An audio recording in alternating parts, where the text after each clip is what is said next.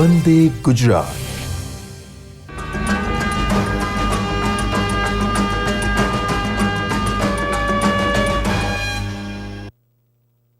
નમસ્કાર, આપ સૌનું સેટકોમ પર હાર્દિક સ્વાગત છે.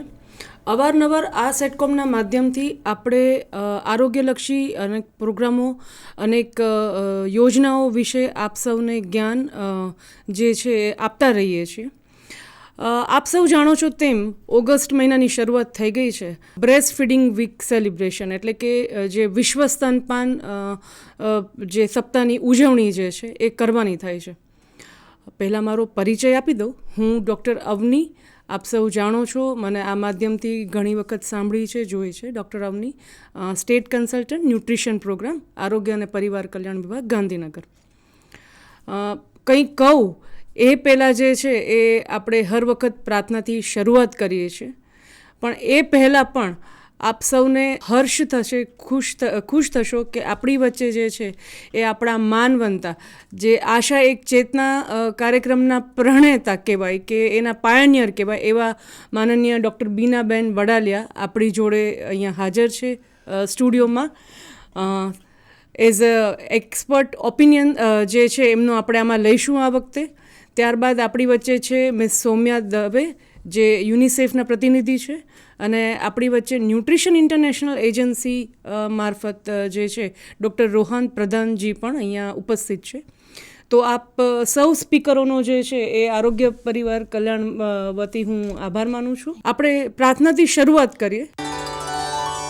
શુભં કરોતિ કલ્યાણં આરોગ્યં ધન સંપદા શત્રુબુદ્ધિ વિનાશાય દીપો જ્યોતિર્નમોસ્તુતે. દીપજ્યોતિઃ પરબ્રહ્મ દીપજ્યોતિર્જનાર્દનઃ દીપો હરતુ મે પાપમ દીપજ્યોતિર્નમોસ્તુતે. વિશ્વ સ્તનપાન દિવસ, જે વિશ્વ સ્તનપાન સપ્તાહની ઉજવણી, તો કહેવાય છે કે આપણે ક્યારેય બી કંઈક રોકાણ કરશું એની જમાપૂંજી જે છે એ ભવિષ્યમાં આપણને જે છે ઉપયોગી થશે. રાઈટ, આ બધામાં લાગુ પડે છે. તો આ વખતનું જે ભારત સરકાર શ્રી દ્વારા એની જે થીમ રખાઈ છે એ પણ કંઈક એવી જ છે કે investment in breast feeding, investment in future. આજનું આપનું જે બાળક જે અવતર્યું છે એને તમે સ્તનપાન જે છે એ માતાનું સ્તનપાન મળી રહે, જે પ્રમાણે મળવું જોઈએ એ રીતે મળી રહે, તો એ બાળક જે છે એ ભવિષ્યમાં સ્વસ્થ, આરોગ્યપ્રદ, પોષણયુક્ત રહેશે અને એક સ્વસ્થ સમાજના પહેલાંમાં વિકાસમાં એ એક પાયારૂપ રહેશે.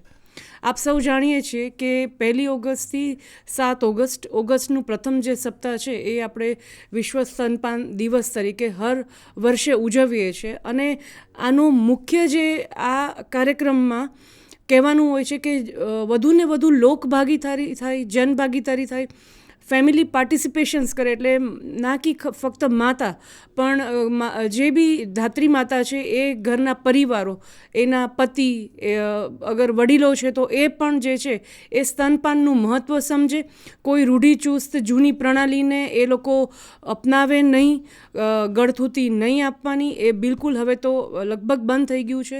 ગુજરાત રાજ્ય વિકાસને જે છે એ એક પછી એક હરણફાળ જ્યારે ભરી રહ્યું છે, ત્યારે આપણે કહી શકીએ કે આપણી જેટલી બી સંસ્થાકીય પ્રસૂતિ થાય છે, પ્રાઇવેટ કે સરકારી, ત્યાં આગળ આપણે બાળકના જન્મ પછી તરત જ 1 કલાકની અંદર માતાનું ધાવણ આપવા માટે કાઉન્સિલિંગ કરીએ છીએ અને પદ્ધતિનું ફોલો પણ થાય છે.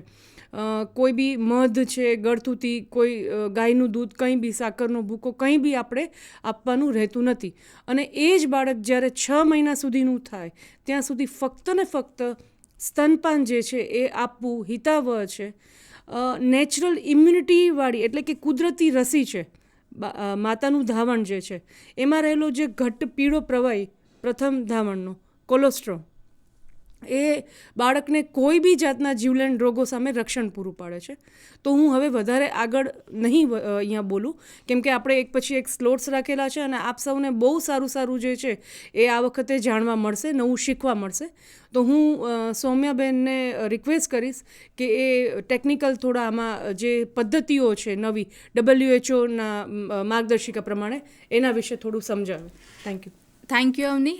જેમ વાત કરી અવનીએ કે આપણે સ્તનપાન સપ્તાહ ઉજવણી ચાલી રહી છે અને એમાં આપણે આ પહેલો સેટકોમ યોજના યોજાયો છે અને ખાસ કરીને એમાં એ આપણે જોઈ રહ્યા છે, મારું જે પ્રેઝન્ટેશન છે એમાં આપણે ખાસ જે 10 સ્ટેપ્સ છે કે બેબી ફ્રેન્ડલી હોસ્પિટલ ઇનિશિયેટિવ કેવી રીતે આપણે કરી શકીએ છીએ કોઈ બી સુવિધા જ્યાં ડિલિવરી થતી હોય એને, તો એમાં આપણે શું ધ્યાન રાખવાની છે, કાળજી રાખવાની છે, એના 10 સ્ટેપ્સ છે એના વિશે આપણે ચર્ચા કરશું અને પ્રેઝન્ટેશન દ્વારા આપણે એ જોઈશું. સૌથી પહેલાં આપણે જોઈએ તો બેબી ફ્રેન્ડલી હોસ્પિટલ ઇનિશિયેટિવ છે શું, તો એને ખાસ કરીને સ્તનપાનનું રક્ષણ, પ્રોત્સાહન અને સમર્થન કરતી જે પ્રથાઓ છે એને અમલ કરવા માટેની એક વૈશ્વિક પ્રયાસ છે.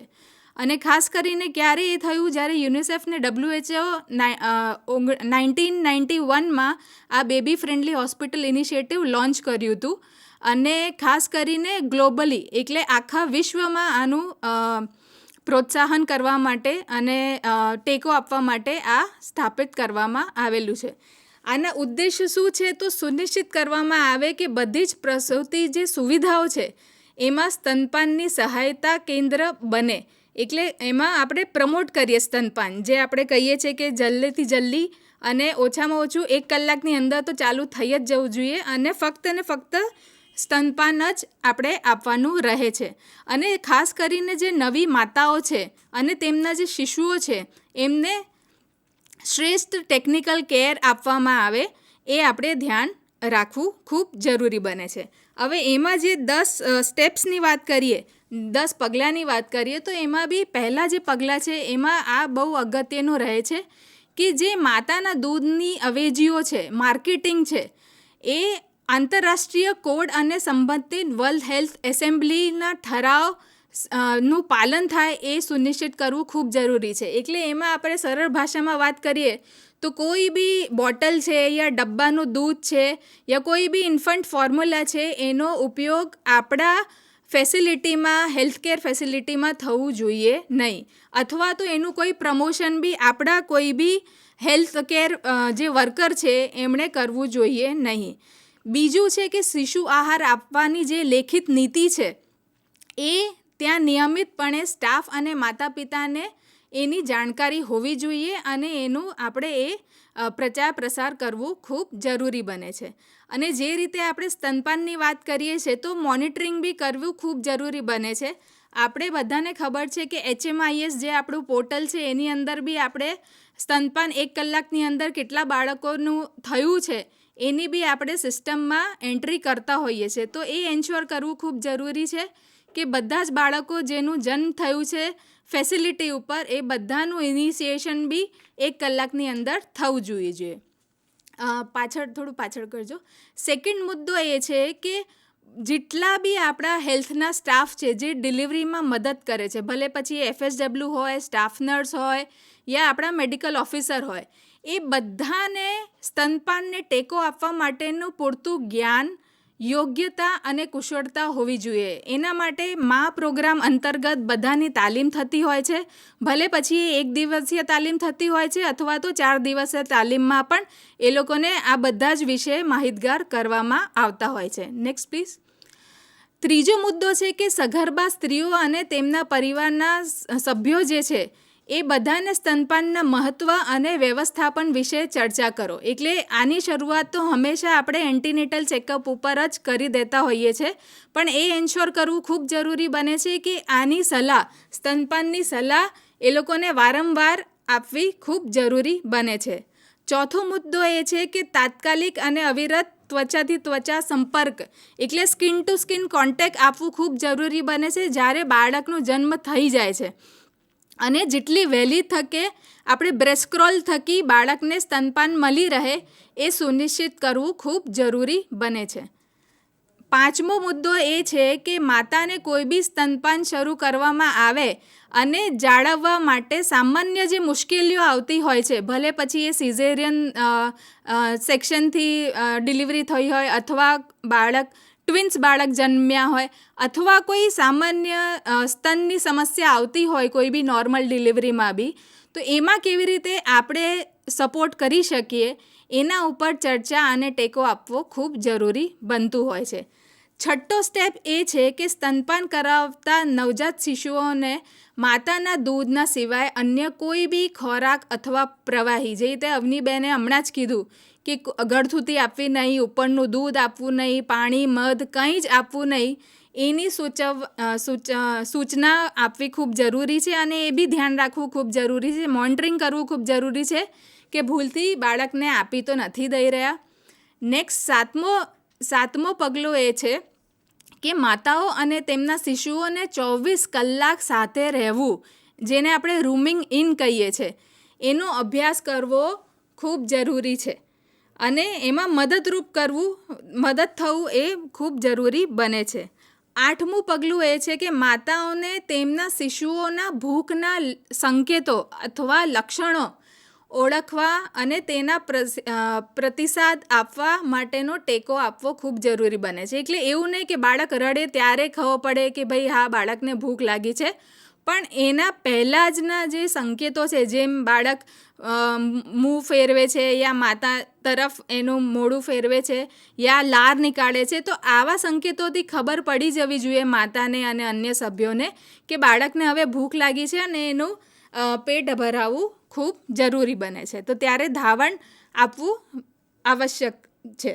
નેક્સ્ટ 9મું છે કે ફીડિંગ બોટલ છે, ટીથ્સ છે યા પેસિફાયર્સ છે, તેનો ઉપયોગ જો કોઈ કરતું હોય તો એ આપણે ટાળવું જોઈએ અને એનાથી થતા જોખમો વિશે માતાને માહિતગાર અથવા સલાહ આપવું ખૂબ જરૂરી બને છે, કેમ કે એનાથી ઘણા બધા હાનિકારક તત્વો બાળકના મોઢામાં જાય છે, બાળકના શરીરમાં જાય છે અને કશે ને કશે એ નુકસાન કરતું રહે છે. અને એની સામે આપણે એ એન્શ્યોર કરવું ખૂબ જરૂરી બને છે કે સ્તનપાનને પ્રોત્સાહન કેવી રીતે આપણે આપવું અને ફક્ત ને ફક્ત સ્તનપાન જ કેવી રીતે આપવું.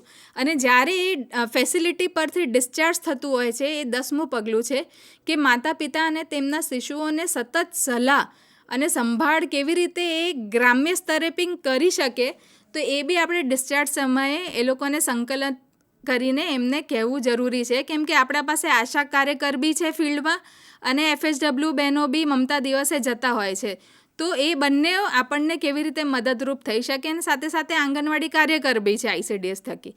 તો નેક્સ્ટ આપણે જોઈએ તો આપણે બધા જ ત્યાં ગ્રામ્ય સ્તરે ઉપલબ્ધ છીએ અને મદદરૂપ બની શકે છે સ્તનપાનને પ્રોત્સાહન આપવા માટે. ખાસ એ ધ્યાન રાખવું જરૂરી છે કે અગર સ્તનપાન પર આપણે રોકાણ કરશું તો આપણને હંમેશા ફાયદો થવાનો જ છે, સમાજને પણ. ધન્યવાદ. ખૂબ સરસ સૌમ્યાબેન, અહીંયા આપે અમને જે 10 પગલાઓ જે છે સમજાવ્યા. મોસ્ટ ઓફ અમારી બહેનો આને જે છે એ ફોલો કરે જ છે, પણ આમાં વધારે થોડું ટેકનિકલી આજે આપણને જાણવા મળ્યું. તો હું આશા રાખું કે બધી જે બી આશા બહેનો છે, સ્ત્રી આરોગ્ય કાર્યકરો છે અને CHO મિત્રો છે, એ લોકો જે અમને અત્યારે આ માધ્યમથી જોઈ રહ્યા છે, સાંભળી રહ્યા છે, એ આનું જરૂર ફોલો કરે. હવે આપણે રોહનજીને કહીશું કે સામુદાયિક આધાર ઉપર થોડું વધારે કેવી રીતના આપણે ઇન્ટરવેન્શન કરીએ એના વિશે થોડું કહે. Thank you. Thank you doctor Avni. और जैसे कि डॉक्टर अवनी और सौम्या जी ने भी बताया कि किस प्रकार से स्टेप्स हमें फॉलो करने चाहिए और क्यों ब्रेस्ट फीडिंग माता के लिए और साथ साथ बच्चों के लिए भी कितना ज़रूरी है, ये हमने देखा. 10 स्टेप्स जो फॉलो करने हैं एक फैसिलिटी लेवल पे, वो भी हमने देखे. बट अगर हम ब्रेस्ट फीडिंग की बात करते तो सिर्फ ब्रेस्ट फीडिंग जो है वो एक माता का ही रिस्पॉन्सिबिलिटी है, ऐसे नहीं.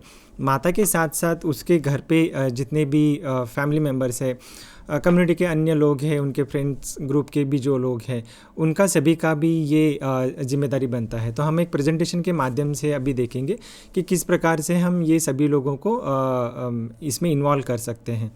तो मैं प्रेजेंटेशन में आपको दिखाना चाहूँगा कि कैसे अन्य लोग जो है वो उनको हेल्प कर सकते हैं. तो अगर मैं बात करता हूँ तो अन्य लोगों में से जैसे फैमिली के मेंबर्स हैं वो पहले इसका दायित्व उनको बनता है। तो उसके साथ साथ जो भी हमारे फ्रंटलाइन हेल्थ वर्कर्स हैं या फिर कि जो डॉक्टर्स हैं, नर्सिंग स्टाफ है, ये सभी भी इसके बारे में एक जिम्मेदारी उनका भी दायित्व आता है। परिवार की जब हम बात करते हैं तो डेफिनेटली जो माता पिता है नवजात बालक के, वो उनका रिस्पॉन्सिबिलिटी बनता है। और साथ ही साथ परिवार के अन्य लोग जैसे कि दादा दादी है, नाना नानी है, चाचा चाची, मामा मामी, ये सभी लोग, और इसके साथ ही जो माता या पिता दोनों के भी जो मित्र परिवार है वो भी ब्रेस्ट फीडिंग में माता को और वो पूरे फैमिली को सपोर्ट कर सकते हैं। और इनके अलावा एक ओवरऑल जो हमारा कम्युनिटी है, गांव स्तर पे हो या फिर शहर स्तर पे हो, ये जो भी कम्युनिटी है इनका भी उत्तरदायित्व बनता है कि वो माता को अच्छे तरीके से रिस्पेक्टफुली बिहेव करे और उसको सपोर्ट दे। और ये किस प्रकार से कर सकते हैं हम अगले स्लाइड में देख रहे हैं। तो अगर हम जब बात करते हैं कि हमारे जो कार्यकर हैं, फील्ड लेवल के कार्यकर है, आशा है या फिर आंगनवाड़ी वर्कर है, एएनएम है, स्टाफ नर्स है, तो ये जब भी ब्रेस्ट फीडिंग के बारे में परामर्श देंगे तो वो जो परामर्श है वो लगातार होना चाहिए। ऐसे नहीं कि जब वो लेबर रूम के अंदर में आती है महिला डिलीवरी के लिए तभी उसको सिर्फ ब्रेस्ट फीडिंग के बारे में बताना, ये ज़रूरी नहीं। उसके पहले जैसे ही उसका एएनसी चेकअप स्टार्ट हो जाता है या रजिस्ट्रेशन हो जाता है, वहीं से वो लगातार ब्रेस्ट फीडिंग के बारे में उनसे बात करना स्टार्ट कर दे। और ये जो परामर्श है ये काफ़ी असरकारक भी होना चाहिए। और ये ज़रूरी भी है कि कुटुंब केंद्रित वो परामर्श होना चाहिए, ना कि सिर्फ हम मदर को ही फोकस करके या उसको टारगेट करके बताइए, ये भी ज़रूरी नहीं। और ये सब करते समय भी सोशल मीडिया का जो उपयोग है वो भी ज़्यादातर तरीके से हम कर सकते हैं, जिसमें व्हाट्सअप है, व्हाट्सअप ग्रुप में भी आप मैसेज या कुछ वीडियो है, एनिमेटेड वीडियो, इसका भी आप शेयरिंग उनके साथ में कर सकते हो। जो फैमिली की अगर हम बात करते हैं तो फैमिली में जैसे उनके पिता है नवजात बच्चे के, तो उनका ये दायित्व बनता है कि वो उनके पार्टनर का हमेशा के लिए मानसिक तैयारी करते बनता रहे। जो भी उनका कॉन्फिडेंस है वो कॉन्फिडेंस को अच्छे तरीके से और ज़्यादा बेहतर करना ज़रूरी है। जो डॉक्टर्स या नर्सेज जहाँ पे वो एएनसी के लिए जा रहे हैं, चेकअप के लिए जा रहे हैं, और साथ ही साथ जहाँ डिलीवरी के लिए भी जा रहे हैं, तो वहाँ पे वो डॉक्टर और नर्सेज के साथ भी बात करें कि वो 1 घंटे के अंदर जो ब्रेस्ट फीडिंग करना है वो अपनी तरफ से भी उनको बता सकते हैं कि वो रेडी है ये करने के लिए। तो जो डॉक्टर्स या नर्सेज भी हैं वो वहाँ पे उनको सपोर्ट कर सकेंगे। इसके साथ साथ पिता का ये भी एक उत्तरदायित्व बनता है कि घर में जो भी काम हो रहे हैं वो काम में जो माता है उसका काम में हाथ बटाए, ताकि जो माता है उसको ब्रेस्ट फीडिंग में काफ़ी एक क्वालिटी टाइम मिल पाए। घर के अन्य जो सदस्य हैं उनका एक ज़रूरी यहाँ पे काम बनता है कि वो आत्मविश्वास जो है माता को कि वो ठीक से और कंटिन्यूसली एक्सक्लूसिव ब्रेस्ट फीडिंग करवा सकती है, ये कॉन्फिडेंस जो है वो बना सकते हैं। और घर में एक सकारात्मक वातावरण भी उनको डेवलप करना चाहिए। उनके जो पॉजिटिव एक्सपीरियंस थे जो दादा दादी या नाना नानी है वो भी उनके साथ में शेयर कर सकते हैं और घर के कामों में माता का हेल्प भी कर सकते हैं।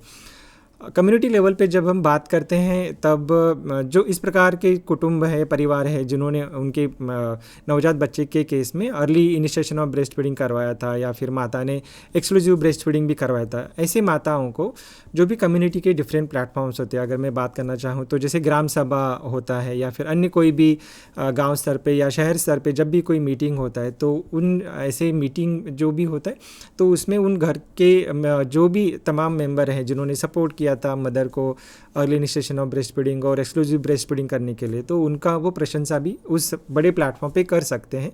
इसका फ़ायदा ये होता है कि वो माता को भी और एक कॉन्फिडेंस बिल्डअप हो जाता है और उनको देख करके जो उस गांव के या शहर के अन्य भी माताएं हैं उनमें भी ये प्रकार जो कॉन्फिडेंस है वो और ज़्यादा बेहतर हो सकता है। और जो भी धात्री माताएं हैं वो जब भी पब्लिक प्लेसेस में जाते हैं या जैसे कि पोस्ट ऑफिस हो, बैंक हो या अन्य कोई भी सरकारी ऑफिस हो, जहाँ पर भी वो जा रहे तो उनको आदरपूर्वक वातावरण वहाँ पे देना चाहिए, ताकि वो मदर इस जैसे पब्लिक प्लेसेस जो भी है वहाँ पर भी काफ़ी अच्छे से और रिस्पेक्टफुली ब्रेस्ट फीडिंग करवा सके, सो दैट कि जो हम बात करें एक कंटिन्यूस ब्रेस्ट फीडिंग की, एक्सक्लूसिव ब्रेस्ट फीडिंग 6 महीने तक होना चाहिए, तो इसमें सिर्फ माता के भी नहीं, जो भी अन्य लोग हैं इनका भी एक उत्तरदायित्व बनता है. तो इसी के साथ में मैं सेशन को आगे हैंड ओवर करता हूँ. Thank you doctor Avni. ખૂબ ખૂબ આભાર ડૉક્ટર રોહાનજી, જેમણે સામુદાયિક સ્તરે સ્ત્રીનો આત્મવિશ્વાસ વધે અને એની જે ધાત્રી અવસ્થા છે એમાં એ સન્માનપૂર્વક જે છે પોતાના બાળકનો ઉછેર કરી શકે. સ્તનપાનનું મહત્ત્વ નાકી એના પોતાના પૂરતું સીમિત રહે, પણ ઘરના પરિવારજનો, પતિ, દાદા દાદી કે જે અન્ય સભ્યો છે એ લોકો પણ સરખે ભાગે વહેંચણી કરે અને માતાને એમાં સપોર્ટ કરે. આપ સૌ જાણો છો એમ મેડમ જે છે, બીના મેડમ, એ જાણીતા સ્ત્રી રોગ નિષ્ણાંત પણ છે અને આપણા પૂર્વ વિભાગીય નાયબ નિયામક શ્રી તરીકે રહી ચૂક્યા છે અને એમને જે આટલો બહોળો એક્સપિરિયન્સ છે એનો જે જ્ઞાનનો આનંદ લેવો તો હવે એક બહુ આપણા માટે અમૂલ્ય તક છે. તો આવો આપણે સાંભળીએ બીના મેડમને. Thank you madam. આશા એક આરોગ્ય ચેતના પ્રોગ્રામ આપણે 500 એપિસોડ કરી ચૂક્યા છીએ અને પછી પણ આપણે બીજા 100 એપિસોડ કર્યા. 51 એપિસોડ મારું ગામ કોરોના મુક્ત ગામમાં કન્ટિન્યુઅસ 51 દિવસ આપણે પ્રોગ્રામ કર્યો. એટલે સેટકોમ એ તો એટલું બધું અગત્યનું પ્લેટફોર્મ છે જેમાં હું આશાબેન જોડે સાચું કહું તો ખાસ સમુદાય લેવલની એક વ્યક્તિ છે એવી રીતે નહીં, પણ આત્મીય રીતે જોડાયેલી છું. કારણ કે એક આશાને ખબર હોય કે ડૉક્ટર બીના વડાલિયાનો શનિવારે પ્રોગ્રામ આવશે.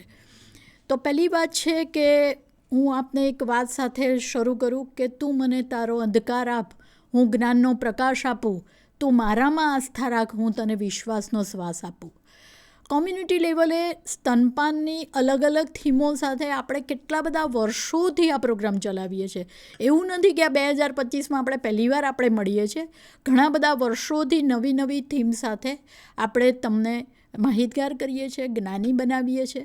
અને આશાબેન એક આરોગ્ય ડિપાર્ટમેન્ટ અને એક સમુદાય લેવલની એક બહુ જ સંવેદનશીલ કડી છે. અમારે કોઈ પણ પ્રોગ્રામ કરવો હોય, કારણ કે 37 વર્ષ જોબમાં છે, 2017થી તો હું પ્રોગ્રામ કરું જ છું, મને એવું લાગે છે કે આશાબેનને જો આ વાત કહી દીધી એક કાનમાં એટલે હવાની જેમ પ્રસરી જાય અને આપણો પ્રોગ્રામ સક્સેસ ના જાય એવું બને જ નહીં. એટલે આ યજ્ઞમાં જે આશાબેનનું બહુ જ ઋણ રહ્યું છે એના જેટલું ઋણ કદાચ ડિપાર્ટમેન્ટમાં બીજા લોકોનું નહીં રહ્યું હોય. અને એમાં પણ સંખ્યા 47,000થી પણ વધારે. એટલે આરોગ્ય ડિપાર્ટમેન્ટનું જે બહુ જ મોટું આપણે વાત કરીએ જૂથ હોય તો એ આશાબેનનું છે. આજનો જે પ્રોગ્રામ છે સ્તનપાન, આપણે દરેક દિવસોની ઉજવણી ઉત્સવની જેમ કરતા હોઈએ છીએ, પણ પર્ટિક્યુલર એ વીક પૂરું થાય પછી પાછું એ ભૂલી જતા હોઈએ છીએ. મારી આશાબેનોને એક રિક્વેસ્ટ છે કે આ ઉત્સવ જે છે ને આખા વર્ષ સુધી જાળવી રાખજો. એટલે દિવાળી આવે ત્યારે જ ફટાકડા નહીં ફોડવાના, આખું વર્ષ આપણે એને ઉત્સવ તરીકે ઉજવીએ તો મને એવું લાગે છે કે આપણે પ્રોગ્રામને ચોક્કસપણે સફળતા સુધી લઈ જઈએ. આખી જિંદગી પડછાયો શોધવામાં કાઢી નાખી, નમેલી ડાળીઓને પોતાના હાથે જ વાઢી નાખી. સ્તનપાન એ યુઝ્યુઅલી લોકો વિકલ્પ સમજે છે, પણ મારી દૃષ્ટિએ એ સંકલ્પ હોવો જોઈએ. એક બાળકનો બહુ જ જોરદાર અધિકાર છે, હ્યુમન રાઇટ છે કે જો સ્તનપાન વગર વંચિત રહેલું બાળક છે તો પછી આમાં તમે સમુદાયને મુશ્કેલીમાં, એટલે સમુદાય એના માટે જવાબદાર છે કે ઘરમાં હસબન્ડ જવાબદાર છે કે ઘરના લોકો જવાબદાર છે કે આરોગ્ય ડિપાર્ટમેન્ટ જવાબદાર છે, મને ખબર નથી. પણ આ એનો ચોક્કસ અધિકાર છે, એનો હ્યુમન રાઇટ છે અને એને ચોક્કસપણે મળવો જોઈએ. અને આપણને દેખીતી રીતે એમ લાગે પણ બજેટ ઝીરો છે, સ્તનપાનમાં ખર્ચો શું, કંઈ નહીં. પણ એક શેરમાં ઇન્વેસ્ટ કરીએ ત્યારે મગજમાં એક કલ્પના હોય છે કે આ મને 25 ગણું ફળ આપે અથવા એ ઇન્વેસ્ટમેન્ટનું રોકાણ આપણે એટલું વ્યાજ આપે. મને એમ લાગે છે કે આ ઝીરો બજેટનું ઇન્વેસ્ટમેન્ટ કેટલા ગણું વ્યાજ આપે એને શબ્દોમાં કહી શકાયું નથી. આંકડાકીય રીતે આને કોઈ તોલી ના શકાય કે જ્યારે એ બાળક આપણા ભારત દેશને એક બહુ જ હેલ્ધી બાળક તરીકે, એક નાગરિક તરીકે મળે, કે રત્ન તરીકે મળે, ત્યારે એ તમે ઝીરો બજેટ છે એનું કેટલું ઇન્વેસ્ટમેન્ટનું રોકાણ કરી અને તમે કેટલા ગણું મેળવ્યું એ મને ખબર નથી. એટલું મોટું તમને રોકાણનું વ્યાજ મળે છે. તો પહેલાં માતાઓને સમજાવો કે ભાઈ ઝીરો બજેટ. અને મને એવું લાગે છે કે પાશ્ચાત્ય સંસ્કૃતિનું આપણે ઘણું બધું અનુકરણ કરી રહ્યા છીએ અને અત્યારે બહેનો જોબ કરી રહી છે, ભણી રહી છે. મને એની જોડે કોઈ ઇશ્યુ નથી, કારણ કે અત્યારે આટલી બધી બહેનો આ સ્ટેજ ઉપર બેઠી છે. I don't have any problem. પણ સાથે સાથે જે જૂના કન્સેપ્ટ છે, કારણ કે ભારત દેશ એવો હતો કે જેમાં સ્તનપાન વિશે કોઈને કંઈ સમજાવવું ના પડે. લોકો પાશ્ય સંસ્કૃતિ હવે બ્રેસ્ટ ફીડિંગ તરફ વળી છે અને આપણે લોકો હવે ડબ્બા તરફ વળે. મને એમ લાગે છે કે આવું કેવી રીતે થઈ શકે કે એક પાશ્ય સંસ્કૃતિવાળી બ્રેસ્ટ ફીડિંગની વાતો કરે અને એક ભારતની એક વ્યક્તિ છે એ એમ કે ડબ્બા કેવી રીતે ખરીદીએ, પાવડર કેવી રીતે લાવીએ અને બાળકને કેવી રીતે પેટ ભરાવીએ. તો આ બહુ જ ખોટી વાત છે. એટલે આ એક આપણે આશાબેન બરાબર સમજાવવાનું છે કે સ્તનપાન છે એ સંકલ્પ કરીએ, આ યજ્ઞમાં બધા જ આહુતિ આપીએ.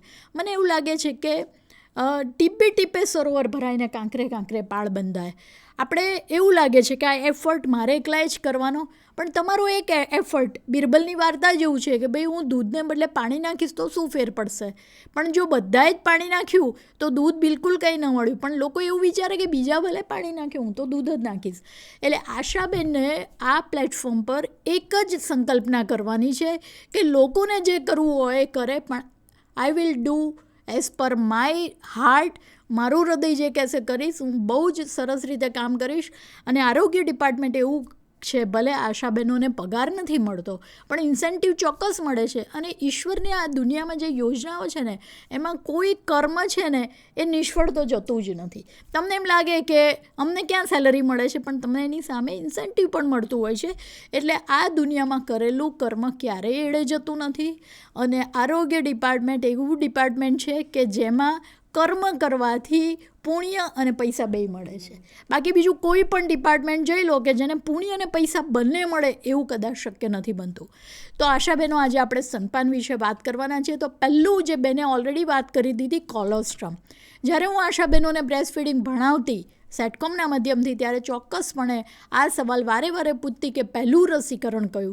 આરડીડી તરીકે મમતા દિવસે જ્યારે વિઝિટમાં જવું ત્યારે આશાબેનને મારો આ પ્રશ્ન પહેલો હોય કે બેન પહેલું રસીકરણ કયું. એટલે લોકો પછી જાત જાતના રસીકરણોની નામ દે કે જેમાં ઇન્જેક્શન હોય.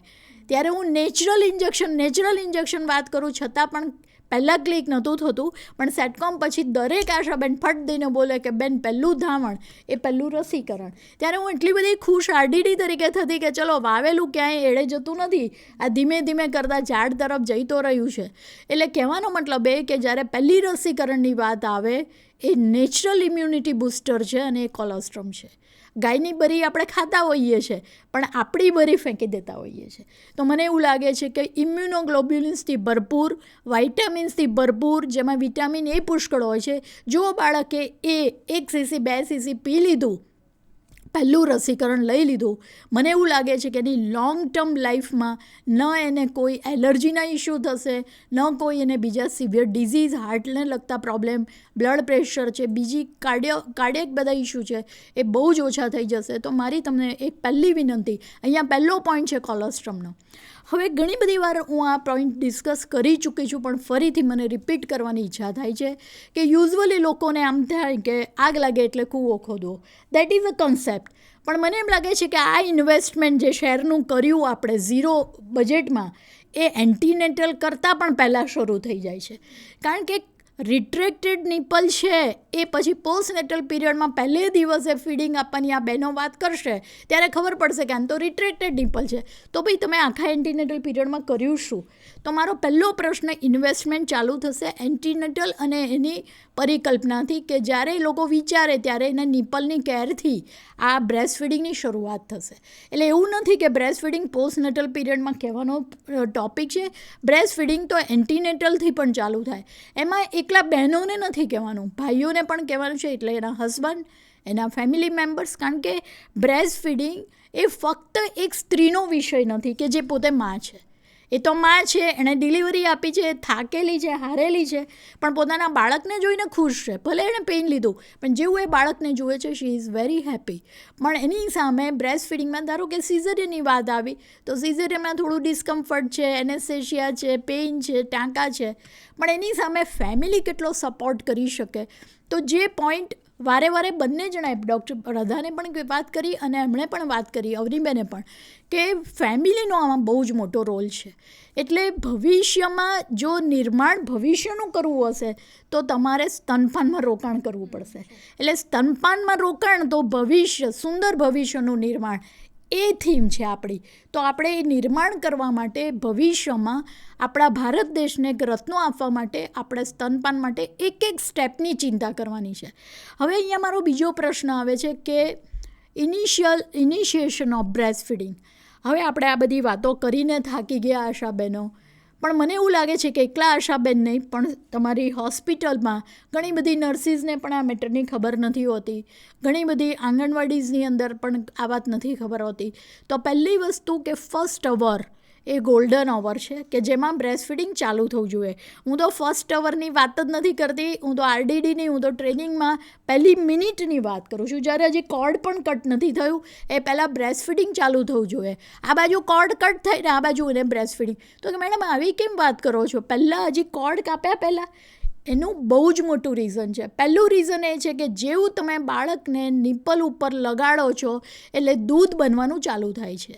અને બીજી વસ્તુ કે એક ઓક્સિટોસિન નામનો અંતઃસ્ત્રાવ ઉત્પન્ન થાય છે જે માતાને રક્તસ્ત્રાવમાંથી બચાવે છે. ઘણી બધી બહેનો PPHમાં મરી ગઈ છે. બેને વાત કરી, બેઝિકલી હું ગાયનેકોલોજીસ્ટ છું અને ઘણા બધા પેશન્ટો એ જમાનામાં 84-85ની વાત કરું છું, જ્યારે આટલી બધી ફેસિલિટી, આટલા બધા બ્લડ, બધી કન્સેપ્ટ નહોતા, ત્યારે ઘણા બધા બહેનોને અમે લોકો આખી ટીમની સામે PPHમાં મરતા જોતા હતા, જેમાં રક્તસ્ત્રાવ થાય, બેન મરી જાય. એટલે પહેલી વસ્તુ એ છે કે રક્તસ્ત્રાવમાંથી બચવું હોય તો પહેલું તમે એને ફીડિંગ ચાલુ કરાવી દો. એટલે ઓક્સિટોસિન માને ફાયદો નહીં કરે, બાળકને કરશે, કારણ કે બ્રેસ્ટના મસલનું કોન્ટ્રેક્શન ચાલુ થશે એટલે દૂધ બનશે. લોકો એમ કહે છે નળ ચાલુ કરીએ તો પાણી આવે ને. મને એવું લાગે છે કે આમાં નળ ચાલુ નથી કરવાનો, એને નિપલ ચૂસવાની છે. હમણાં થોડા દિવસ પહેલાં એક જણાએ વાત કર્યું કે અમેરિકામાં તો એવું છે કે બધાએ પેલું પંપમાંથી બ્રેસ્ટ કલેક્ટ કરવાનું અને બોટલમાં ભરીને આપવાનું. પહેલું તો બોટલમાં તો આપવાનું જ નથી. હું ટોટલી વિરોધ છું. મને બરાબર યાદ છે કે એક પીડિયાટ્રિશિયન જોડે મારે વાત થયેલી કે બેન વોશિંગ મશીન વાપરો છો અને પછી કપડાં ધોકાથી ધોવાના આવે તો તમને શું ફીલ થાય? એટલે હું તો વિચાર કરવા માંડી કે કેમ સાહેબ આવી વાત કરે છે. વોશિંગ મશીનથી આપણે ટેવાઈ ગયેલા છીએ. જો બાળક બોટલની નિપલથી ટેવાઈ ગયેલું છે તો પછી એ પણ આપણી જેમ હ્યુમન બિંગ છે, આળસુનું પીર, એટલે તરત પછી નિપલને સક કરવા માટે તો એણે બહુ બધો પ્રયત્ન કરવો પડશે. એટલે મને અમેરિકાનો કે આ બધા યુએસના કન્સેપ્ટ ઓછા ગમ્યા કે ભાઈ કલેક્ટ કર્યું બ્રેસ્ટ મેં અને મિલ્ક બોટલમાં ભરીને આપ્યું. નિપલને પોતાની વેલ્યુ છે, એ સક કરે છે, ત્યારે આખું મિકેનિઝમ છે, કુદરતના મિકેનિઝમને મહેરબાની કરીને આપણે ચેલેન્જ ના કરીએ, કારણ કે પ્રકૃતિ તો છેવટે આફ્ટરઓલ પ્રકૃતિ છે. તો મારો અહીંયા એક જ તમને રિક્વેસ્ટ છે કે બને ત્યાં સુધી નિપલ ચૂસવા માટે, હા, સિવાય કે હવે બેનને ક્રેક નિપલ છે કે બીજા કોઈ અન્ય ઇસ્યુ છે, that is a different matter all together. પણ 95% લોકોને તો કોઈ ઇસ્યુ નથી. ત્યારે એવી કન્ડિશનમાં નિપલને ચૂસીને એ મિલ્ક એક્સટ્રેક્ટ કરે એમાં ફાયદો બાળકને એટલો બધો છે, કારણ કે ન્યુરોન જે બને છે, નેટવર્કિંગ થાય છે, બાળકનું બ્રેઇન જે ડેવલપ થાય છે, મેક્સિમમ આ રીતે થાય છે, બોટલ ફીડિંગથી નહીં. અત્યારની બધી જ ભણેલી છોકરીઓના ઘરે આટલી બધી વાત કર્યા પછી પણ બોટલ હું ઘરમાં જોઉં છું. મને ખૂબ રડવું આવી જાય છે કે આટલી ચર્ચાઓ કર્યા પછી પણ હજી આપણે બોટલને છોડતા નથી, હજી બહારના પાવડરને છોડતા નથી. લોકોના મગજમાં એવું છે કે મોંઘું એટલું સારું, પણ મોંઘું એટલું બિલકુલ સારું નથી. આ મફત છે એ વધારે સારું છે. મોંઘું એટલા માટે સારું નથી કે એમાં પ્રિઝર્વેટિવ છે, કારણ કે એને લાંબા ટાઈમ સુધી સાચવવાનું એટલે પ્રિઝર્વેટિવ નાખ્યું છે. બીજું બાળકને એટ્રેક્ટિવ લાગે એટલે કલર નાખ્યો છે, સુગંધ નાખી છે. તો આ બધી વસ્તુઓ બાળકના માટે બહુ જ હેઝાર્ડસ છે. એટલે પહેલી વસ્તુ આપણે સમજી લઈએ કે મારે સ્તનપાન એ જ મારો સંકલ્પ છે, ત્યાંથી આપણે ચાલુ કરીએ. ફર્સ્ટ અવર નહીં, ફર્સ્ટ મિનિટમાં એનું બ્રેસ્ટ ફીડિંગ ચાલુ થઈ જવું જોઈએ. તો મને એવું લાગે છે કે મધર કમ્ફર્ટેબલ છે તો સ્ટાર્ટ બ્રેસ્ટ ફીડિંગ. 1 અવર તો મેક્સિમમ લિમિટ આપી, એના પછી તો વાત નહીં. આટલું બધું કર્યા પછી ટકા કહેશે આ બહેનો પછી ચર્ચામાં કે, કારણ કે લેટેસ્ટ ડેટા મારી પાસે નથી, પણ બહુ જ ઓછા ટકા હજી પણ ઇનિશિએશન ઓફ બ્રેસ્ટ ફીડિંગમાં જોવા મળે છે. એ 37% ને, તો 37 તો હું ભણાવતી તો હજી એટલું 37, તો હજી 37માં 2025 આવી ગયું તોય સુધારો થયો નથી. આપણે આમ શરમ જેવું આવવું જોઈએ કે આટલી બધી ચર્ચાઓ કર્યા પછી પણ, એટલે તમને આશાબેન તો કદાચ કહી દેતા હશે, પણ લોકોમાં હજી એટલો બધો સુધારો થયો નથી. તો આ પહેલો મુદ્દો છે કે પહેલા કલાકમાં મેક્સિમમ પહેલા કલાકમાં સિઝેરિયનમાં પણ તમારું બ્રેસ્ટ ફીડિંગ ચાલુ થઈ જવું જોઈએ. બીજો શબ્દ છે એક્સક્લુઝિવ બ્રેસ્ટ ફીડિંગ, માત્ર અને માત્ર સ્તનપાન. હવે અઘરો વિષય છે આમ જોવા જઈએ તો, કારણ કે બહેનોના મગજમાં જૂના બધી વિચારધારાઓવાળા પણ છે, સાસુ છે, બીજા દાદા દાદીઓ, જે લોકો જુદા જુદા કન્સેપ્ટ આપ્યા કરે છે અને બહેનો એમની રીતે ગૂગલ સર્ચ કરીને જે કાંઈ બધો સ્ટડી કરતા હશે અને એમાં ચિત્ર વિચિત્ર વસ્તુઓ બહાર આવે છે. પહેલી વસ્તુ, 6 મહિના સુધી સ્તનપાનમાં પાણી પણ આપવાનું નથી. લોકોના મગજમાં ઉતરતું નથી. બેન, હવે 45 ડિગ્રી ગરમી છે તો બાળકને પાણી તો આપવું જ પડે ને, કારણ કે બાળક તરસ્યું થાય છે. જુઓ તમે, બહાર જીભ કાઢ્યા કરે છે. અરે ભાઈ, જીભ કાઢે છે તો એને ફરીથી સ્તનપાન આપો, કારણ કે માતાના દૂધમાં જેટલું પાણી છે એટલું બીજી જગ્યાએ ક્યાંય નહીં હોય. It is full of water. તો એનું ડિહાઇડ્રેશન નહીં થવા દે, એને પાણીની ગરજ સારશે.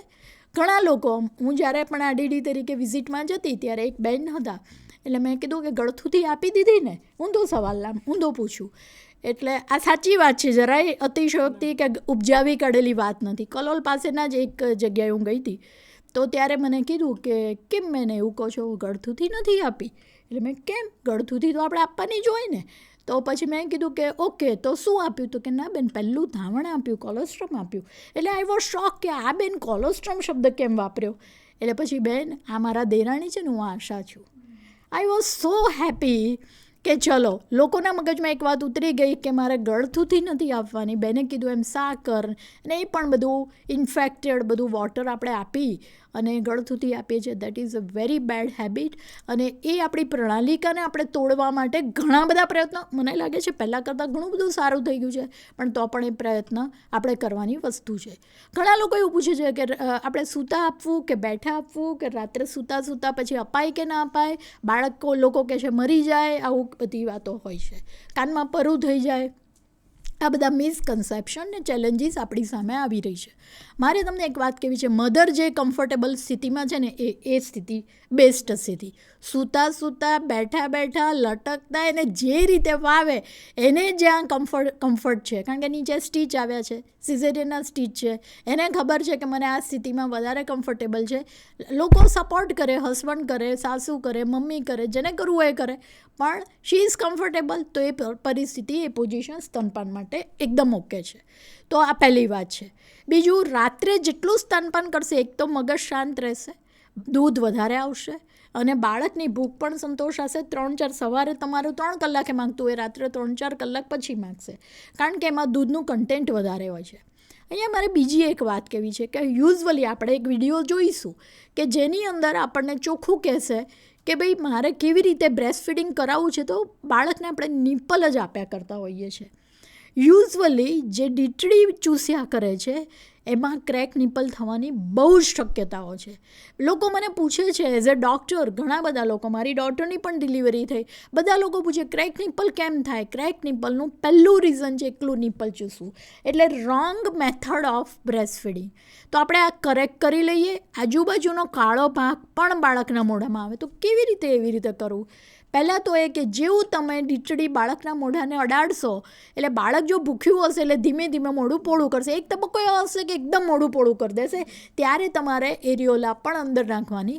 જ્યારે એરિયોલા ચૂસે છે ત્યારે એમાં ફેટ કન્ટેન્ટ વધારે હોય છે. આજે આપણે દૂધપાક પીધો હોય તો સાંજે એમ કે ભાઈ ખીચડી બનાવજો, આજે જમવાની ઈચ્છા નથી. એવી રીતે એરિયોલામાંથી જે દૂધ લીધું હશે, it is a high content of protein, fat, અને બાળક છે તમને દર 5 મિનિટે ડિસ્ટર્બ નહીં કરે અને શાંતિથી 1-2 કલાક સૂઈ શકશે. એનો ગ્રોથ ચાર્ટ પણ બહુ જ ઊંચો રહેશે, કારણ કે એમાં ફેટ, પ્રોટીન બધું જ વધારે છે. એટલે પહેલી વસ્તુ, નિપલ ચૂસાવાનું બંધ કરો. એટલે એમાં એટલું પાણી છે વધારે પડતું. તો હાઇન્ડ મિલ્ક છે, આ 4 મિલ્ક કહેવાય. હાઇન્ડ મિલ્ક એટલે પાછળનું મિલ્ક છે. It is a high content of vitamins, protein as well as fat content. તો આ વસ્તુ આપણે આજે એક લેસન તરીકે લઈએ કે હું ચોખ્ખી એને મેથડ સમજાવીશ. ના સમજણ પડે મારી પાસે વિડીયોઝ હોય, હું આ લોકોને રિક્વેસ્ટ કરું કે જે વિડીયો છે આશાબેન સુધી પહોંચે, જે લોકોને બતાડે અને લોકો એને ફોલો કરે. ઘણી બધી વાર હું આંગણવાડીમાં જ્યારે મુલાકાત માટે મમતા દિવસે જતી તો લોકો એવું સમજે કે મમતા દિવસ એટલે ખાલી ઇમ્યુનાઇઝેશનનો દિવસ. પેલી બહેન એક બેઠી છે કે જે ઇમ્યુનાઇઝેશન માટે આવી છે એ રોંગ મેથડથી બ્રેસ્ટ ફીડિંગ આપી રહી છે. પણ આશાબહેનો ત્યાં બેઠા છે, 4 આશાબહેનો, પણ એને એ નથી સમજાતા કે this is a wrong method. એને તો એવું છે કે હું ઘરે જઉં ને ત્યારે જ મારે બ્રેસ્ટ ફીડિંગની મેથડ સમજાવવાની. મને એમ લાગે છે કે ઓપોર્ચ્યુનિટી હોય ત્યારે સમજાવવાનું. ઓપોર્ચ્યુનિટી ચારે બાજુ છે, આંખ સામે જુઓ, હોસ્પિટલમાં જાઓ. મારે તો બસની બાજુમાં કોઈ રોંગ મેથડથી કરેલ મારાથી બોલાઈ જાય, બોટલથી પીવડાવે એટલે મારે કેવું છે, બેન બોટલ શું કામ આપો છો? ઘણા લોકો તમાકુ ખાતા હોય તો કહેવાય જાય પ્લીઝ તમાકુ ના ખાઓ. મને એમ થાય, લોકો મારા હસબન્ડ એમ કહે કે તને આ બધાને પૈસા મળે. મેં કહું પૈસા નહીં, મારો જીવ બળે છે કે કેમ આ લોકો આપણે જે જાણીએ છીએ સાચી વાત ના જાણે. તો આશા બહેનોને ફરીથી રિક્વેસ્ટ કે તમારું મમતા અભિયાન, HbNC, HbYC જ્યારે પણ કરો ત્યારે તમે ચોક્કસ જુઓ કે સાચી રીતથી બાળકને ફીડિંગ આપે છે કે નહીં. તો આ મારી વાત હતી. બીજું કે ફાયદાની તો કંઈ વાત જ કરવા જેવી નથી. ઝીરો ઇન્વેસ્ટમેન્ટ સામે ફાયદા, અને ફાયદા સિવાય બીજું કશું નુકસાન તો કંઈ છે જ નહીં. તો ઘણા લોકો પૂછે છે મને કે મેડમ શું ફાયદા થાય? તો પહેલું તો રક્ષક છે. રક્ષક કેવી રીતે? એક તો એ કે એને કોઈ ઇન્ફેક્શન ના થાય. તમારી નિપલનું જ દૂધ પીવે, પેલું બહારનું પીવો એટલે પાણી કેવું હોય, દૂધ કેવું હોય, હાથ કેવા હોય ખબર નથી. જ્યારે તમારી નિપલથી જ દૂધ આવે એટલે એ બહુ જ સરસ એન્ટી ઇન્ફેક્ટિવ એજન્ટ તરીકે જ કામ કરે. અને બીજું રક્ષક એ રીતે કે હાઇપોથર્મિયા પ્રિવેન્ટ કરે. જેવું તમે બાળકને છાતીએ લગાડો છો, સ્કિન ટુ સ્કિન કોન્ટેક્ટ થાય છે એટલે માની ગરમી બાળકને મળે છે અને ઓટોમેટિક એક બોન્ડિંગ ક્રિએટ થાય છે, ગરમી ઉત્પન્ન થાય છે, દૂધ લે એટલે કેલરી ઉત્પન્ન થાય છે અને એને કારણે, ગરમીને કારણે એને હાઇપોથર્મિયા નથી થતો. મને એટલું પણ યાદ છે, બરાબર યાદ છે, એક પ્રસંગ કે જ્યારે હું ગાયનેકોલોજીસ્ટ હતી ને ગ્રાઉન્ડમાં ગઈ, 3.5 kgનું બેબી હતું, નોટ બોય, બેબી ગર્લ. અને દે વેર ડિસ્ટર્બ. પહેલાંના વખતમાં તો છોકરા છોકરીઓનું જેન્ડર ઇશ્યુઝ બહુ જ હતા. આજે છે જ, પણ ઓછા છે પહેલાં કરતાં. તો રાઉન્ડમાં પતી ગયું ત્યારે બાળક ઉગાડવું પડ્યું હતું. મેં કીધું કે એને સુવાડી રાખજો, પણ વીંટાડીને સુવાડજો. એટલે પેલા બેનને કંઈ બહુ રસ નહોતો, બેબી હતી એટલે ઠીક છે. તો પણ મેં કીધું કે તમે એને વીંટાડેલું રાખો. સમાવ કંઈ કર્યું નહીં ને 4-5 કલાક પછી કોલ આવ્યો કે that child died due to hypothermia. બરાબર? એટલે કહેવાનો મારો મતલબ એ છે કે બાળક ઉગાડું હતું, શિયાળો હતો અને બિકોઝ ઓફ હાઇપોથર્મિયા બાળક ઠંડુ પડી ગયું અને બાળક 3.5 kgનું હતું ને મરી ગયું. અને ખરેખર મારી આંખમાં આંસુ આવી ગયા કે આવી ઘટનાઓ બને છે કે દીકરી બિચારી ત્યાં એક્સપાયર થઈ ગઈ. તો આવું બને નહીં. દૂધ આપવાથી આટલા બધા ફાયદા છે કે રક્ષક છે એ સાબિત થાય છે, પાચક છે, એ ઇઝીલી ડાયજેસ્ટેબલ છે, એમાં જે પણ પ્રોટીન છે, ફેટ ઇઝીલી ડાયજેસ્ટ થઈ જાય છે, બાળકને કોઈ જ મુશ્કેલી નથી. તો આપણે કેટલીક વસ્તુ ખાઈએ આપણને ડાયજેસ્ટ થાય ના થાય, આ દૂધમાં ડાયજેશનનો કોઈ ઇશ્યુ નથી. પાચક છે, પોષક છે, પોષણ વધારનારું છે, કારણ કે ફૂલ ઓફ ન્યુટ્રિયન્ટ્સ, વાઇટામિન્સ. એટલું જ છે કે આમાં આયર્ન ઓછું છે. આમાં 100 મિલીગ્રામ જો તમે દૂધ પીવો 100 ml ત્યારે 0.8 ગ્રામ આપણને આયર્ન મળે, એટલે આયર્ન ઓછું છે. પણ તમારી મધરની અંદર આયર્ન સારું છે તો એને બાયો અવેલેબિલિટી વધારે હોવાને કારણે જેટલું છે એટલું એને મળી જાય છે, એટલે કોઈ ઇશ્યુ નથી. એટલે 6 મહિના સુધી આપણે કોઈ પ્રોફિલેક્ટિક કોઈ ડોઝ બાળકને નથી આપતા. દૂધમાંથી જ એને એટલું આયર્ન મળી રહે છે. પોષક છે, પાચક છે, વર્ધક છે, એટલે એનો ગ્રોથ ચાર્ટ ધડાધડ ઊંચો આવી જાય. વર્ધક એટલે ફક્ત ગ્રોથ ચાર્ટ નહીં, એનું મેન્ટલ ડેવલપમેન્ટ પણ જોરદાર. તમે લોકો 10મા ધોરણમાં બાળકોને લાખો રૂપિયા આપીને ટ્યુશન કરાવો છો, મારો જીવ બળી જાય અને પછી પણ 2 વિષયમાં ફેલ થાય ત્યારે માતા પિતા રડે કે અરે ભાઈ મેં તારે પાછળ 2 લાખ ખર્ચ્યા. પણ જ્યાં ઇન્વેસ્ટમેન્ટ ઝીરો કરવાનું હતું ત્યારે તો આપણે બ્રેસ્ટ ફીડિંગ ના આપ્યું, ત્યારે આપણે સાચી મેથડથી બ્રેસ્ટ ફીડિંગ ના આપ્યું. તો અહીંયા ઇન્વેસ્ટમેન્ટ કર્યું હોત તો ન્યુરોનો જેટલા બધા બની ગયા હોત, તો આઇન્સ્ટાઈન જેવું મગજ થઈ ગયું હોત, તો તમારે ઇવન તમે લોકોએ એને ક્લાસ કરાવ્યા ના હોત ને તો એ બોર્ડમાં ફર્સ્ટ આવત. એટલે કહેવાનો મતલબ એ છે કે ન્યુરોન જે નેટવર્કિંગ છે એ મેક્સિમમ બ્રેસ્ટ ફીડિંગથી થાય છે. આ વાત જો તમે સમજી જાઓ ને તો પછી હવે ભારતને પછી બીજી કોઈ ચિંતા જ કરવાની જરૂર નથી. એટલે રક્ષક, પાચક, પોષક, વર્ધક, આરોગ્યપ્રદ, આરોગ્ય આપનારું છે, હેલ્થ આપનારું છે, વાઇટામિન આપનારું છે, ઇમ્યુનિટી આપનારું છે. એની ઇમ્યુનિટી બૂસ્ટઅપ લેવલ બહારની થઈ જાય છે, એટલે મસ્ત રીતે એની ઇમ્યુનિટી વધે છે. અને આરોગ્યપ્રદ પછી પ્રેમદા છે, માતા અને બાળક વચ્ચે એક બોન્ડ ક્રિએટ કરે છે. તમે આ વાત સમજી લો કે બે વચ્ચે એટલું સરસ સેતુ બિલ્ડઅપ થાય છે કે દૂધ આવ્યા કરે અને બાળક લીધા કરે. 6 મહિના સુધી તમારે આ વિશે કોઈ ચિંતા જ કરવાની જરૂર નથી. માતાની પણ ચરબી વધી ગઈ હોય, વેઇટ છે એ 60નું 75 થઈ ગયું હોય, એ પણ પાછું કાબૂમાં આવી જાય. એને ડાયાબિટીસ, ટાઈપ 2 ડાયાબિટીસ પણ ના થાય, એને આપણે અંડપિંડ અને સ્તનનું કેન્સર ના થાય. બહુ જ સરસ. એને મેન્ટલી પણ એ હેલ્ધી રહે, સાયકોલોજીકલી પણ એને બહુ બૂસ્ટઅપ મળે. કારણ કે બાળકને પોતાને 9 મહિના જે બાળક પેટમાં રહ્યું હોય એને સામે રોજ એને એનું પ્રોગ્રેસ જુએ તો કઈ માતાને પ્રોબ્લેમ થાય એ મને કહો તમે. એટલે આ અને ઓવરઓલ ઇકોનોમીને તો ફાયદો છે. દૂધની કોથળીઓ ના વપરાય, પ્લાસ્ટિકનું સર્જન ના થાય, ઝીરો બજેટ, કોઈ ઇકોનોમી પર પણ કોઈ ઇફેક્ટ નહીં. તો મને લાગે છે ગેસ ના બગડે, તમારે બોટલો, ઇન્ફેક્શનને કારણે પછી દવાઓ ને એન્ટીબાયોટિક બાળકને આપવી પડે, ડાયરિયા થાય, વોમિટિંગ થાય, ન્યુમોનિયા થાય, કેટલા બધા રોગોનો ભોગ બને. પહેલા અવરમાં તમે નથી આપતા ને, ફર્સ્ટ અવરમાં, તો 2.4 ગણો મૃત્યુદર વધી જાય છે. 2.4 ગણો, પ્રેક્ટિકલી ડબલ. જે મૃત્યુદર હોય એનો ડબલ, 2.4 એટલે 2.5 ગણો વધી જાય છે. અને જો તમે પહેલા અવરમાં આપો છો તો 16% તમે એને ફાયદો કરી આપો છો, તો ઇન્ફેક્શનનો ઘટાડો થાય છે. તો મને એવું લાગે છે કે આ બધું આંકડા જોતાં, હું આંકડાનો બહુ યાદ નથી રહેતા ને, પણ મને એટલી ખબર પડે છે કે જોઈએ એટલા રિઝલ્ટ મળતા નથી. તો આ વસ્તુ જે આ જર્ની છે એમાં પહેલી આ ઝીણી બાબતો, સ્મોલ થિંગ્સ, મેં તમને કહ્યું ને કે ટીપે સરોવર, નાની બાબતોને નિગ્લેક્ટ કર્યા વગર, આને તો ખબર જ હોય ને, હવે માં બની છે તો આને તો આવું ખબર જ હોય ને, એવું કર્યા કરતાં કાઉન્સિલિંગની સાચી પદ્ધતિથી 10-12ના ગ્રુપમાં VHSND તમારું થાય છે, વિલેજ હેલ્થ કમિટી, તમારું મમતા ડે થાય છે, આ બધી વસ્તુમાં તમે બધા લોકોને ભેગા કરો, કોઈ ગ્રુપ તૈયાર કરો જે બ્રેસ્ટ ફીડિંગમાં વધુ સારું કામ કરી શકે. અને મને એવું લાગે છે કે હજી પણ જોઈએ એટલા આંકડા ચેન્જ નથી થયા, એટલે પ્રયત્નો તો આપણે જારી રાખવાની ખૂબ જ જરૂર છે. અહીંયા આપણે અટકવાનું નથી. 6 મહિના પછી જ્યારે મારી ડોટરની ડિલિવરી થઈ ત્યારે પીડિયાટ્રિશિયનને પૂછ્યું હતું એણે, because she is very educated, એટલે હું કંઈક કહું પેલી ઘરકી મુર્ગી દાલ બરાબર, એટલે મારું સાંભળે નહીં, એટલે પીડિયાટ્રિશિયનને પૂછ્યું. મેં તો કહ્યું હતું 2 વર્ષ આપવાનું, તો પીડિયાટ્રિશિયને 5 વર્ષ આપવાનું કીધું. એટલે મને આવીને કહે છે તે તો 2 વર્ષ કીધું હતું આપવાનું, હવે એ તો 5 વર્ષ કહે છે. તો મેં કીધું હવે સાંભળી લીધું ને, 5 વર્ષ સુધી તમારે બ્રેસ્ટ ફીડિંગ કરાવવાનું છે બેન, ત્યાં સુધી મારી જોડે સુતી બેન આવવાનું જ નહીં પાછા. એટલે કહેવાનો મતલબ એ છે કે બ્રેસ્ટ ફીડિંગ કેટલા ટાઈમ સુધી, તો બ્રેસ્ટ ફીડિંગ બાળક 2 વર્ષનું થાય ત્યાં સુધી તો મિનિમમ, પણ 5 વર્ષ સુધી પણ ઓકેઝનલ આપી શકાય. પણ અહીંયા લોકો જુદું સમજ્યા છે. બ્રેસ્ટ ફીડિંગ એટલે એકલું બ્રેસ્ટ ફીડિંગ નહીં, પણ 6 મહિને શરૂ થાય છે કોમ્પ્લિમેન્ટરી ફીડિંગ, એટલે પૂરક આહાર. આ વાત આપણે 2 વસ્તુ જોડે જોડતા જ નથી.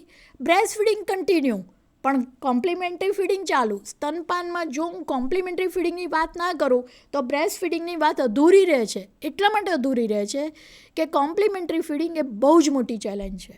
અને મને એવું લાગે છે કે માતાની બહુ જોરદાર ધીરજ માંગે છે, માતાની બહુ જોરદાર કસોટી છે, એક્ઝામ છે.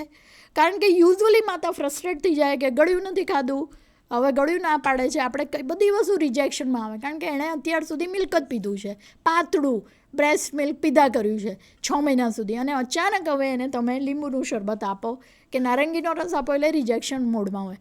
આપણને પહેલીવાર ચાઇનીઝ કે પહેલીવાર ઢોંસો ખાવાનો, જેને રૂટીનલી ગુજરાતી ખાવાનું હોય, તો આપણે રિજેક્શન મોડમાં આવીએ ને કે ભાઈ આ બધું શું છે, મંચુરિયન મને ના ભાવે, કારણ કે આપણે એનો ટેસ્ટ નથી કર્યો. એવી રીતે બાળકે પણ જે વસ્તુનો ટેસ્ટ નથી કર્યો એ એના માટે બહુ ડિફિકલ્ટ થઈ જાય. એટલે તમારે પ્રયત્નો જારી રાખવા પડે. મારી દીકરી માટે કેટલી બધા ઓપ્શનો આપ્યા કરતા હતા, એ થાકી જાય, અમે થાકી જઈએ, પણ મેં કીધું ધીરજની કસોટી છે અને આપણે ધીરજ રાખવાની છે અને આપણે કન્ટિન્યુ કરવાનું છે. આજે એવી સ્થિતિ છે કે પોતે જાતે ખાવા માંડી છે, that is a very good thing. માતાઓ યુઝ્યુઅલી મોબાઈલ આપી દે છે. મારે અહીંયા બહુ જ મોટી કમ્પ્લેન છે બધા માટે, એમાં ભણેલી માતાઓને તો ખાસ. ટીવી ચાલુ કરી દે અને એમાં બધા કાર્ટૂન્સ એ બધું મૂક્યા કરે. બાળકને 3 years સુધી નો સ્ક્રીન, જે અમે લોકો ફોલો કરી રહ્યા છે તમે પણ એ કરો. 3-4 યર સુધી 5 યર સુધી કરો. એના કરતાં એને શ્લોકો શીખવાડો, વાર્તા શીખવાડો, ચોપડીઓ આપો. માતા વાર્તા કરતાં કરતાં બાળકને ખવડાવશે, ભલે બાળક જાતે ખાય વેરે.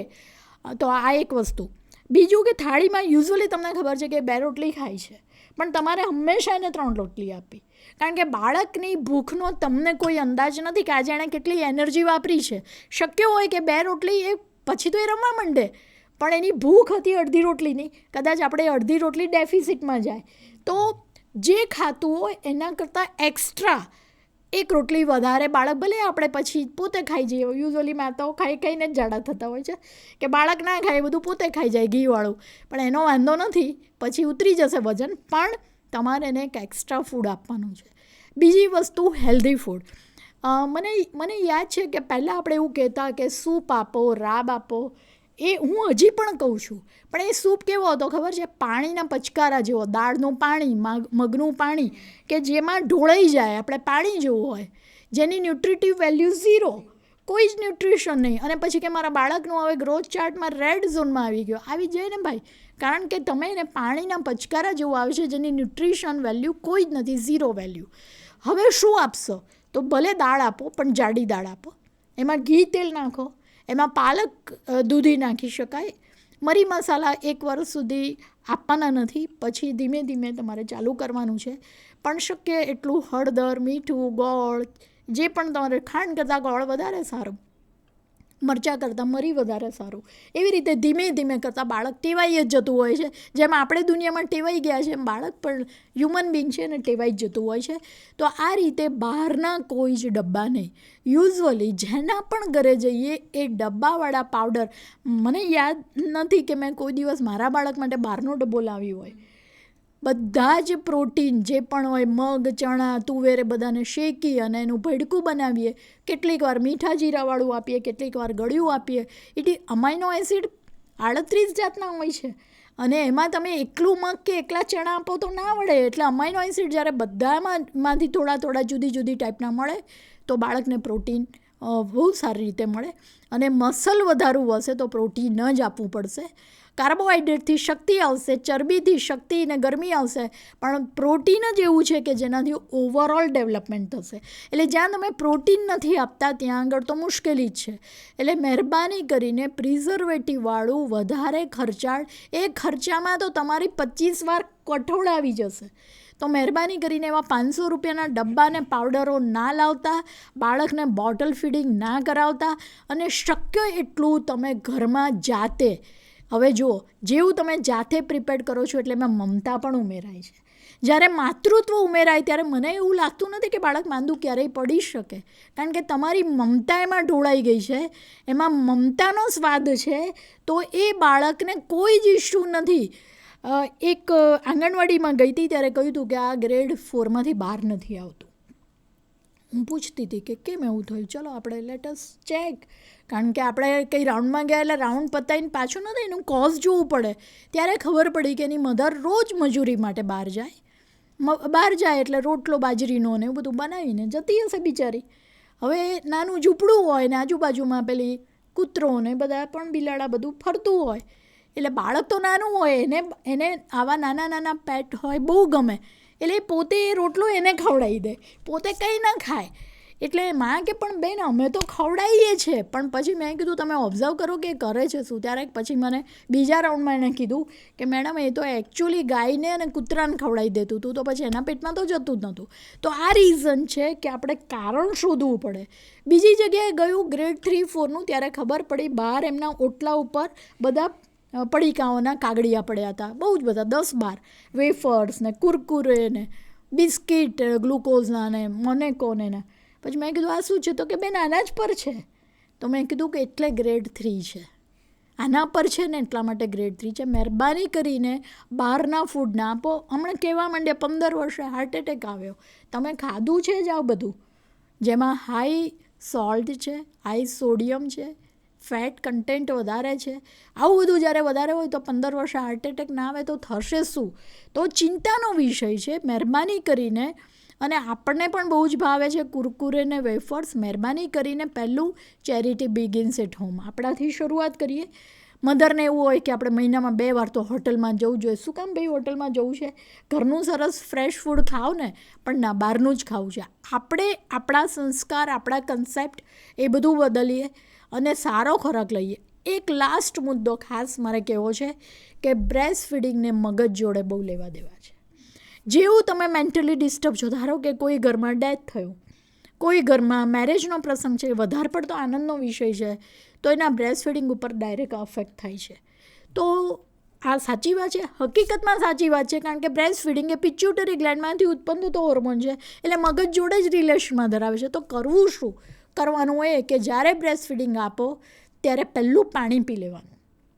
ઘણા લોકો દૂધ પીવે તો બહુ સારી વાત છે, તો દૂધ તો એને પડ્યું એને ગુણ જ કરશે, પણ બધા પાસે એવી કેપેસિટી નથી કે દરેક વખતે દૂધ પીવે કે બીજું કંઈ પીવે. તો બેટર છે કે એ પાણી પી લે 1 ગ્લાસ. આપણે રડતા હોઈએ, કોઈ પાણીનો ગ્લાસ આપે એટલે મગજ શાંત થઈ જાય. તો મગજ શાંત હશે એટલે ઓટોમેટિક એની બધી જ વસ્તુઓ બ્રેસ્ટ ફીડિંગ ઉપર બહુ અસર કરશે. બીજું, બાળક ઉપર એને ધ્યાન રાખવાનું, એની નજર બાળક પર હોવી જોઈએ. એ થોડા ગીતો ગાય સારા, સ્પિરિચ્યુઅલ શ્લોક્સ ને વગેરે.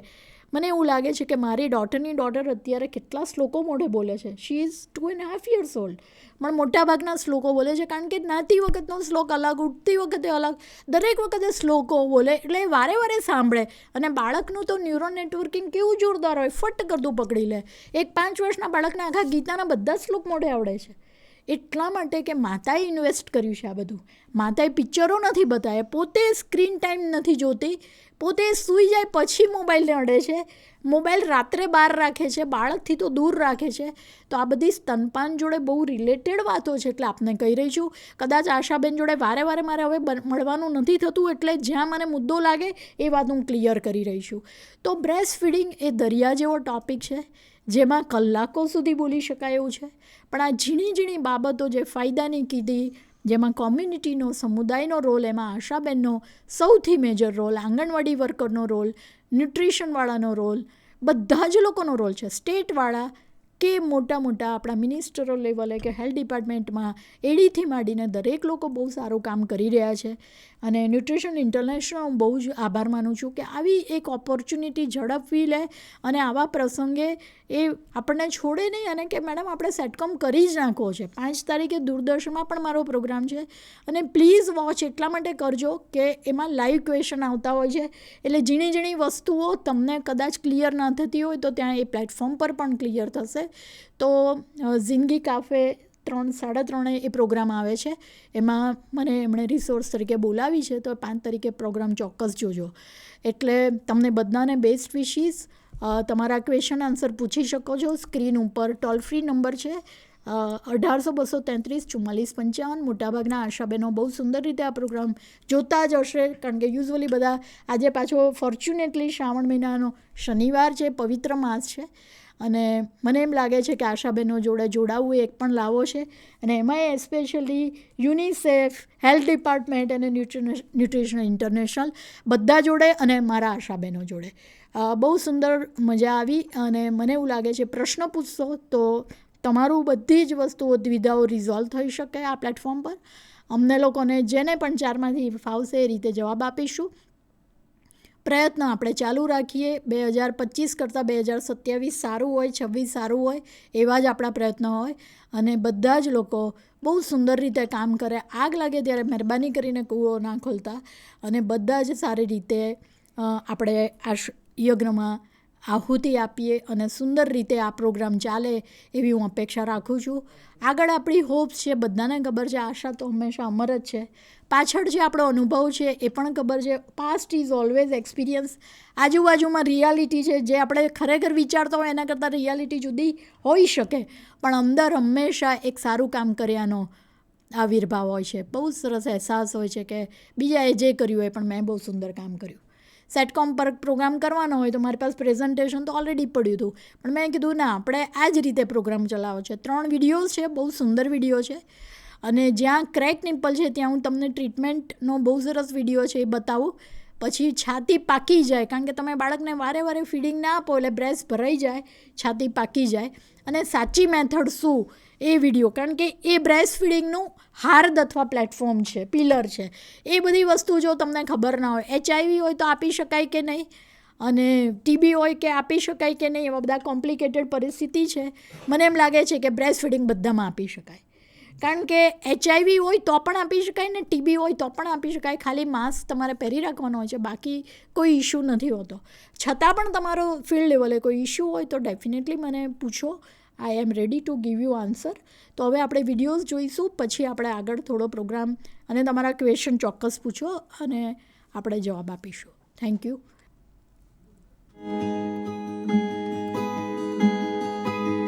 કેમ છો હેતલબેન? મુન્નીને તો હવે આરામથી દૂધ પીવડાવી શકો છો ને?